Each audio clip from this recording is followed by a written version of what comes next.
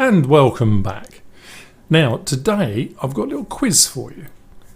Disregard everything on here because we're coming back to this, or it does look like we've got a bit of a problem here. This is an alarm LED going off, but we'll come back to that. First of all, here's a little quiz. Let's go over to my browser. Here's a battery. It's actually for a quadcopter, but that's not what I'm using it for, of course. How big do you think that's going to be? Is it going to be as big as this one here that I'm showing on my camera now? This is for my digital still camera. And you can see from the size compared to my hands how big it is. Do you think it's going to be about that big? No, it's not, obviously, because look at the capacity here. It shows you 100 milliamps. That's all it's got. That's a standard 3.7 LiPo, but 100 milliamps, which means it can supply 100 milliamps for an hour and then it dies. So how big is that? Well, here it is on my desk behind me. That's the size. Let's go full size on the workbench, and there it is. In fact, it's so tiny I'm going to have to zoom in on it a little bit, because otherwise you just can't get a true feel for the scale. So there it is. Now that's looking quite big in the picture there, but there, look at this huge thing. That's what goes inside my digital camera. So it is rather ginormous, isn't it, compared to that one? Now this tiny little battery was specifically purchased to allow my Arduino to carry on working even if the power failed. Well, carry on working for a bit anyway. However, I didn't quite realise that even 100 milliamps meant that as long as the circuit here didn't take any more than 100 milliamps, it could last for up to an hour. I say up to, it depends very much on this step-up module I've got here as well. So why am I doing all this? Well, on the Arduino forum there was a question a few weeks back from a guy saying, right, I've got a UPS, but it's a dumb UPS. That's an uninterruptible power supply for my PC, and when the power fails, the UPS kicks in beautifully, but my PC doesn't know, so it just carries on until it eventually just sort of keels over. And he was going to use an Arduino to tell the PC, look, the power's failed, do a graceful shutdown. And I was thinking at the time, that could be very useful for some other Arduino projects. Say you're data logging or something. So say that Arduino there was logging data from a greenhouse or chemical process or whatever it is it's doing. If the power failed, you might want to know about it. Well, as it happens, the power has failed. Look, I've unplugged the power from this little module here, which we'll talk about in just a sec. And it's running on battery power at the moment, hence the fast flashing light. It's a warning. So you might want to say, the power's failed, I need to do something like log that last bit of data, shut down any files, and do something before the voltage here goes to about 2.43, and there we are, look, it's all just died. That's why the voltage suddenly sprung up again. Because when this module here disconnects all this, the load effectively, the battery will naturally recover some of its voltage. And in fact, if we wait long enough, and if we're lucky enough that this voltage here gets to about 3.2, something like that, we may even be able to restart this circuit. So we'll see if that happens. Sometimes it works, sometimes it doesn't, and whatever, it doesn't just switch on automatically, I notice, although that may be a restriction of this little step-up converter here, which we'll talk about. I don't know if that's the culprit, but I do have to disconnect the power and switch it back on again and then see whether it springs into life. So let's just wait until that gets to about 3.1 to 3.2, be better, and see if it will spring back into life when I disconnect. Don't worry, I'll speed up the video for this. So I waited and waited for the voltage to climb up to about that 3.2 and it never did. So I just tried it anyway. I think it hit 3.1. And there we are, it started up again. Now of course the voltage on here is going to drop like a stone because it's very, very limited capacity in here. And when it gets to about, there we are, it's died already, look, even as I spoke. But I had to disconnect the power, that red one, and reconnect it for it all to spring to life, specifically to make this thing behave properly. Otherwise this just seems to not switch on properly and just pass the absolute minimum power, whatever comes in, straight through. So it might be something I'm not quite doing right here. Maybe it needs a decoupling capacitor or something. Anyway, let's have a look at where I bought them. First of all, the battery. So the battery which we just saw, let's go over to the browser window.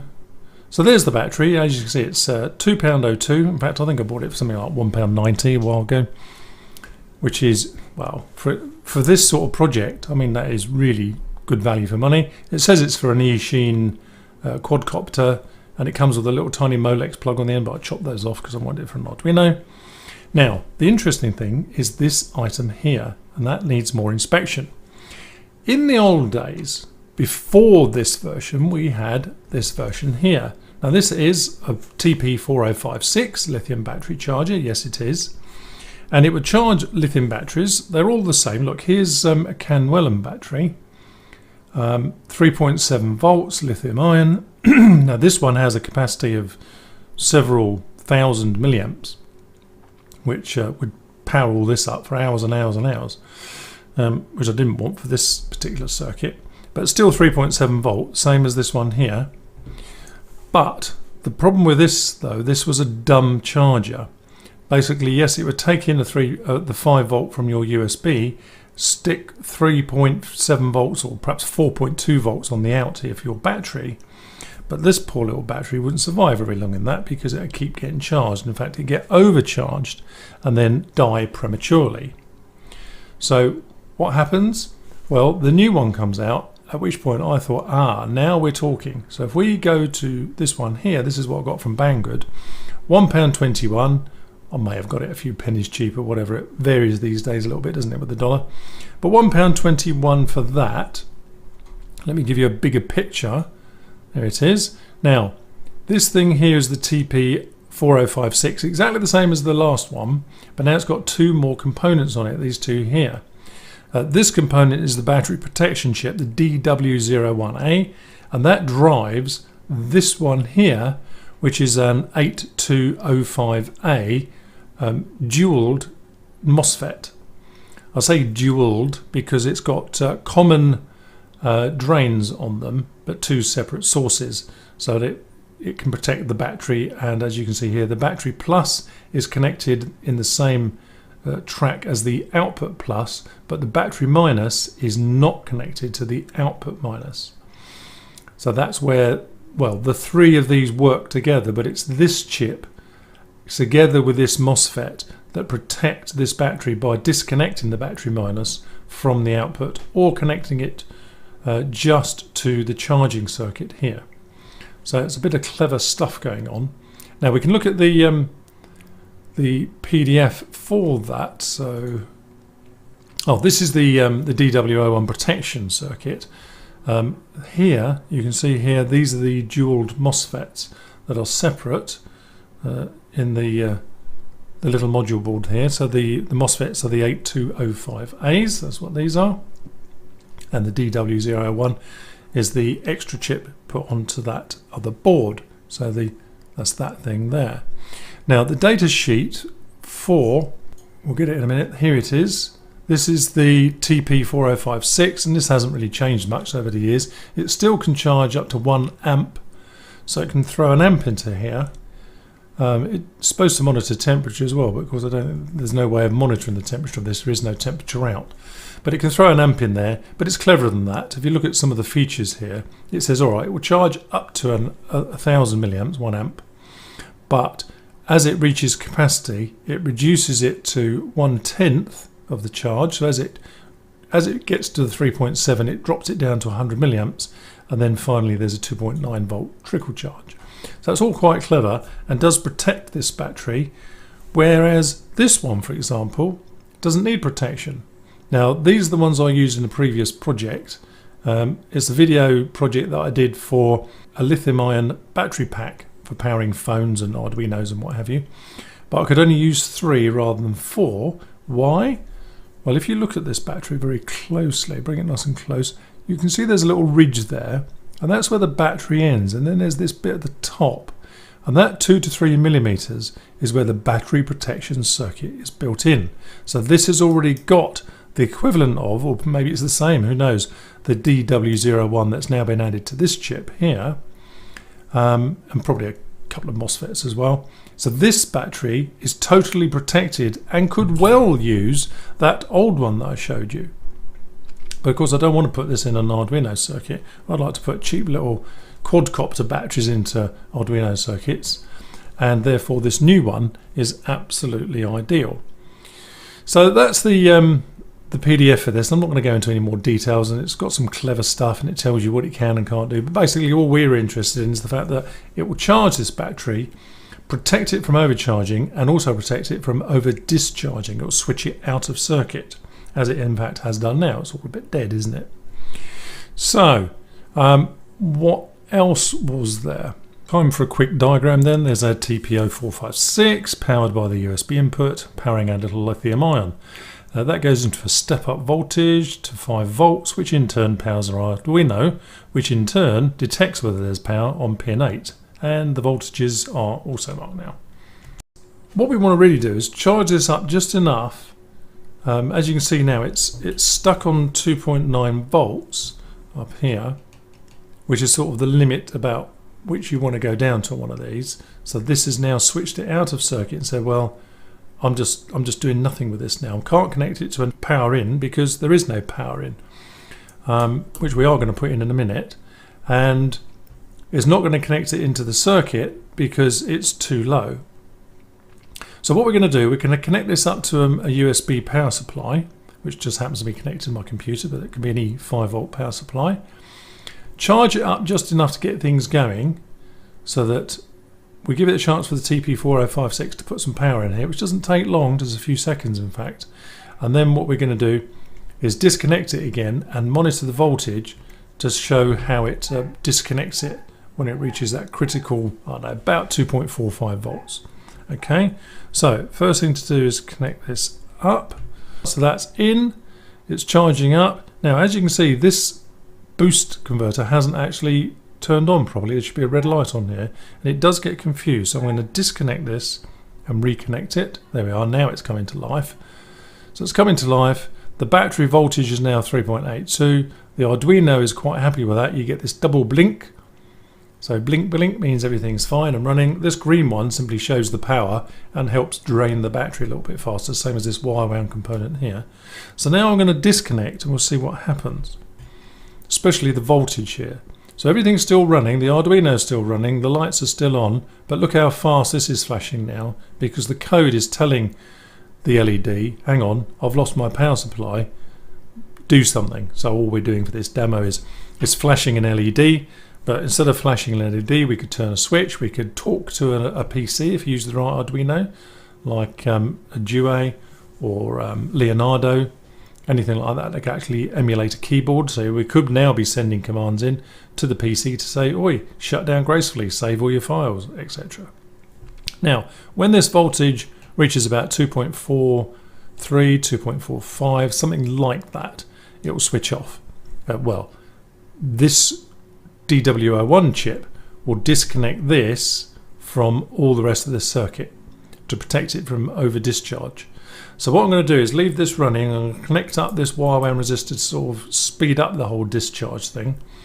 And when this gets down to the required voltage, you'll see that this will just suddenly die on us. So let's connect this up. Just keep your eye on the flashing LED. It's going to die any second. Just watch it. So there we are. It died because there was just too much load on it. It couldn't cope anymore. So it's been taken out of circuit. And of course, as soon as you plug in the power supply, it will charge up rather nicely. And not only will it charge up, when it is charged, you'll get a blue light on there. And I'll show you that at the end of the video. When it has charged up, probably take about an hour. In the meantime, let's look at the code for this, which is complexity itself, of course, because it's the Blink program that I've modified. Right, here we are. Now, as you can see, all we've got here is an extra input pin from pin 8. Now, pin 8 goes directly to the plus of the USB input. So if I can zoom in on that one. Right, so this grey one here, grey purple one in fact it is, this one here is connected, it says plus on it, and it's connected to the power of the USB. That plus goes to a resistor divider, and then at the junction of those two resistors it goes to pin 8. On that pin there, see that goes to pin 8. What it actually looks like is you got your plus 5 volt, which is this point over here coming in from the USB, and it goes via something like a 1K. That goes to pin 8, and then the 1K is joined onto another one, something like I don't know, a 10K. It's not really important. As long as we get a high value here, not sucking in too much current, that's fine. That value there will be high via this way, and very little current will flow through these resistors. That's what this wire here is going to pin 8, and that's what we're looking at in the code here. And all that does is say, go and read pin 8. If it's high, that is, we are connected to power, just display the LED normally. Now, as you can see, it's flashing like mad, so something's not quite right here. Ah, yes. Right, there we are. We're back on track now. What it actually needed was a quick, soft reboot, really. As I told you, this 5 volt step up that I got here does need the power to be reapplied after a power cut, as it were, in order to work properly. Now, just before I get the step up converter module I'm using here, this one here, let's have a look where I bought that from. Let's go to the browser. Here we are. So I bought 2 pieces, so £2.20-ish. I think, no, that's the current price, not the price I paid necessarily, but that's what it is anyway. And it says look, 0.9 volts to 5 volts, even better than I thought. So this is going to take a really tiny amount of voltage. Not that that helps us particularly, because this battery here gets cut off around about the 2.5 volts, 2.4 volts, something like that. But it could go right down to 0.9. I don't know. Well, I suppose if you had, I don't know, what sort of battery could you be using? I suppose a standard non-rechargeable battery, you know, an alkaline battery, I suppose, would go right down to that, and before it died forever. Now what does it say about it, if anything? Yes, 0.9 to 5 volt output current, see description below. Oh, conversion efficiency 96%. Now, that is quite believable as it happens, because if you see my previous video on buck converters, now that was step down converters, this is a step up converter.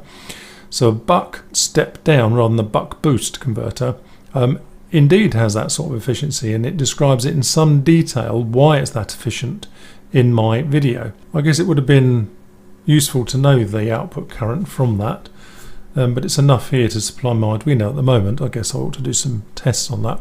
But it shows you here, look, what it thinks it can use it for. Let's have a look at the one I purchased then. Oh, I bought 3, look, 3 for £3, a pound a piece. And a pound is what, $1.30 today, thereabouts. So that is very cheap indeed, if that's a pound for that. So it's a pound for that, just over a pound for the battery, and just over a pound for this. So for like £3.50, which is probably about, I don't know, $5 maybe, you've got yourself a totally useful and safe way of powering your Arduino via a little rechargeable battery, so it doesn't die the minute you remove the power. So if you've got a requirement for that, then I think this is a very viable project to do, quite frankly, especially as everything's so tiny. I mean, I'm hoping I'm getting across the fact that this little module board is small, as is the battery. In fact, the battery is smaller than that module board, and that is small as well. It looks a bit messy and clumpy here because we've got all the wires and stuff on here, haven't we? But you can imagine that if I didn't have all these pins and things sticking up, it would actually look very nice. Very nice indeed. Just put them on a piece of strip board or something, or a bit of perforated component board, and that would be very simple to do. Now it's still charging up, so the blue light hasn't gone on yet, so I'm just going to cease videoing at the moment and come back when it's fully powered up, and we'll just see what that voltage does then at that point. Right, see you in a while. Right, so back to the code. If it's high, we just do a double blink, as it's showing you there now. Right, so there's the double blink, and it says otherwise do a really fast continual blink rather than a double blink and a pause. So just to prove that, if I disconnect this, there we are. Now you can see that yellow LED going mad back there. Now, although we sort of saw the charging effect and the automatic switch off with the blue light on here, I couldn't help feel that we're perhaps fudging the issue a little bit. So what I've done is stripped away everything here. As you can see, it's a pretty empty board now. No Arduino, no 5-volt boost. All we've got is an LED, and I've still got the 2 wires connected up to my wire wound resistor. So that's this here, just to sort of bring it down a notch or two. So, because what I want to do is actually capture on video the actual moment when this decides that the charge is complete, which is all a bit confused. We've muddied the waters, I think, a little bit by one having a fairly high drain on this, and well, I don't know, maybe it's also, this has got confused by the fact we're taking such a high load from it, supplying the Arduino and everything. It never thinks this battery is actually fully charged, not till you turn the equipment off.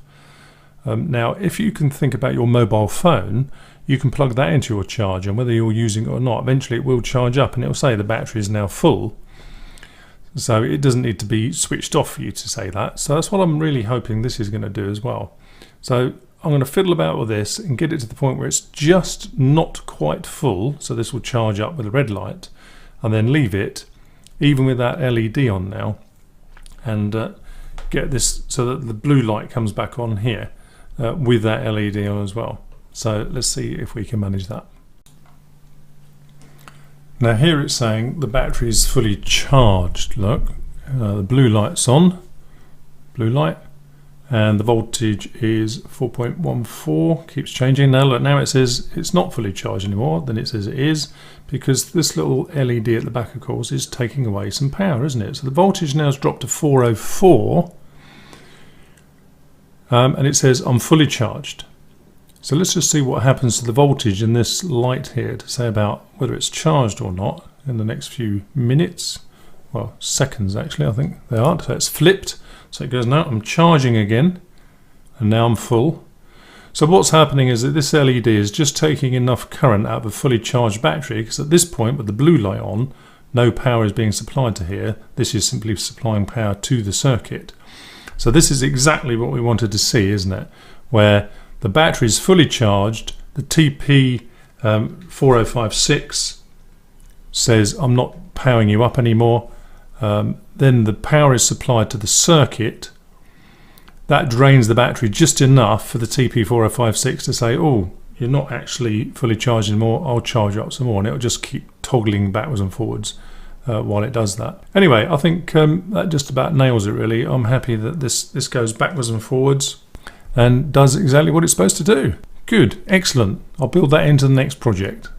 Okay, that's it, and great. Thanks for watching. Give me a thumbs up if you think it's worthwhile. Spread the word. Got to get those viewer numbers up and subscriber numbers up as well. Got to get to 1,000 by the end of 2016. Okay, excellent. Thanks for watching. See you in the next video. I hope you're finding these videos useful and interesting. Please leave comments down below. Subscribe, share, and give me a thumbs up. Thanks for watching. See you in the next video.